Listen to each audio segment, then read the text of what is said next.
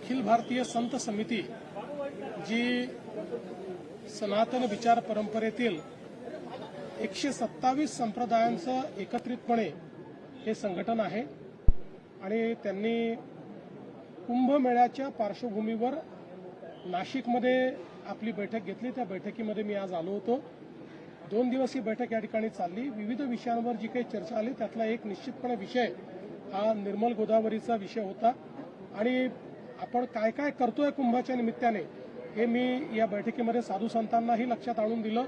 विशेषतः आपली गोदावरी ही निर्मल वाहिली पाहिजे, ती अविरल वाहिली पाहिजे, या दृष्टीनं आपण जे काही आता कामं सुरू केलेले आहेत, वेगवेगळ्या प्रकारे जो काही घाण आहे ती ट्रॅप करून आणि स्वच्छ पाणीच केवळ गोदावरीमध्ये जाईल, हे जे काही आपण काम हातात घेतलं आहे, घाटांचं विस्तारीकरण आपण हातात घेतलेलं आहे, या सगळ्या गोष्टींची माहिती आणि कुंभमध्ये एकूणच आपण काय करणार आहोत याची माहिती पण दिली।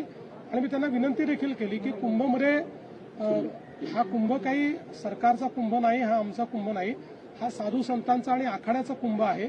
आमचं काम व्यवस्था करणं आहे, त्यामुळे आम्ही चांगल्या व्यवस्था करण्याचा प्रयत्न करू आणि संतांनी आम्हाला मार्गदर्शन करावं अशा प्रकारची विनंती मी त्यांना केली आहे।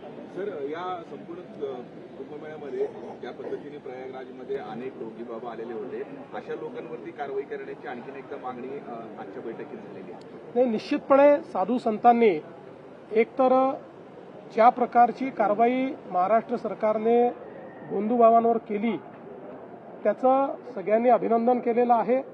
त्याकरता त्यांनी महाराष्ट्र सरकारचं स्वागत देखील केलेलं आहे आणि अपेक्षा व्यक्त केलेली आहे की जे लोक या ठिकाणी आस्थेचा गैरवापर करून आणि या संपूर्ण संत संप्रदायाला, सनातन विचाराला कलंकित करण्याचं काम करतात त्या सर्वांवर कारवाई झाली पाहिजे। निश्चित तशी कारवाई आम्ही करू।